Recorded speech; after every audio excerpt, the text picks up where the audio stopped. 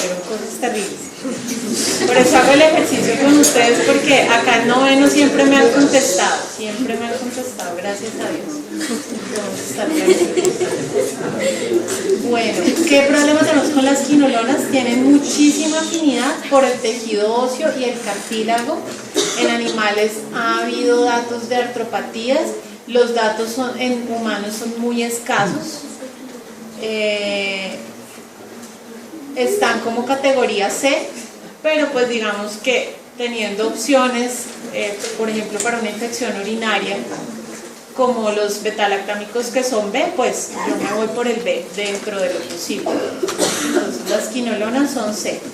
El trimetopin y las sulfas, ¿cuál es el mecanismo de acción?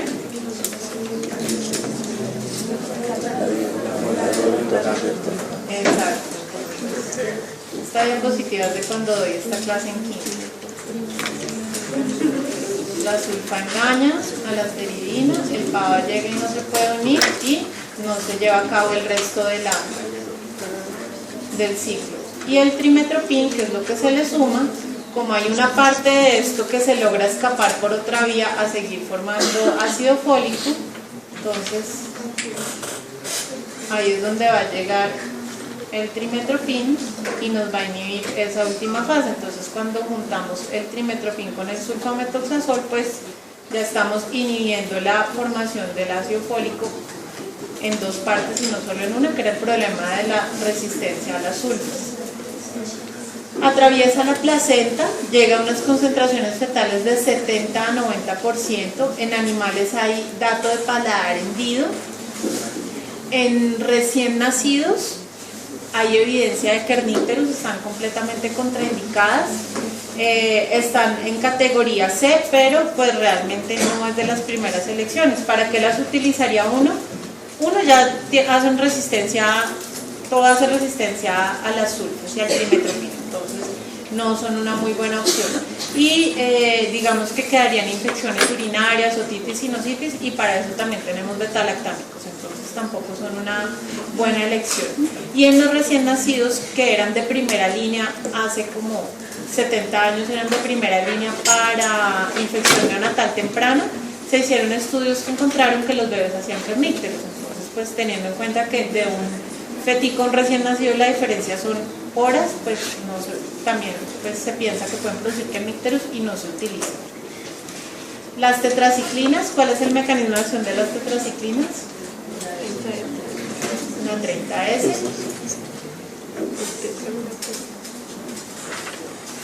Hepatotoxicidad grave en la mamá, atraviesan la placenta, se unen al calcio, dañan estructuras óseas y dentales y con frecuencia hay malformaciones en segundo y tercer trimestre.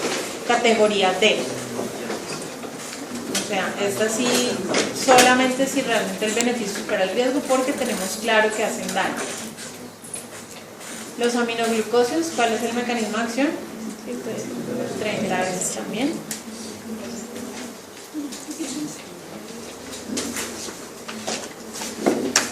Fíjense que también tienen un efecto bactericida porque logran dañar un poco la membrana y por ahí es cuando logran que los betalactámicos también entren más fácilmente.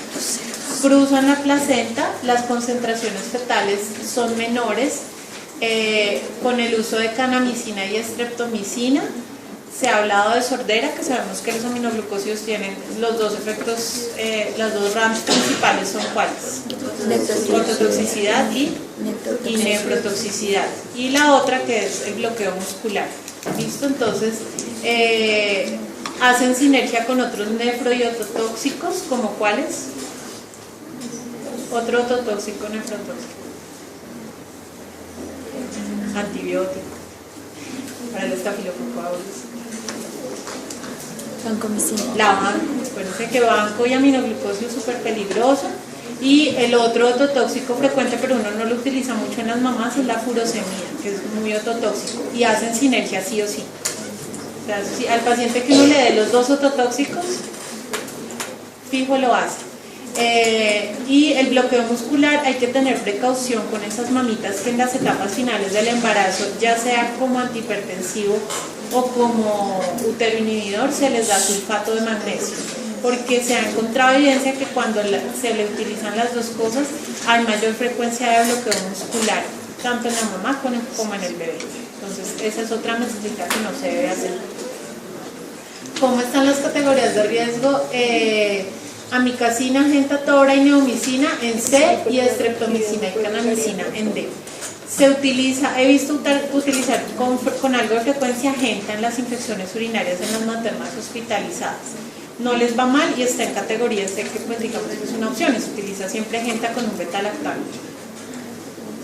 Bibliografía recomendada, aquí está esta, que es bonito, es medio viejito, 2009, pero de allá para acá no es que hayamos avanzado mucho en antibióticos nuevos, entonces tampoco hemos avanzado mucho en cambios de eso, ¿listo? Y ese se baja fácil.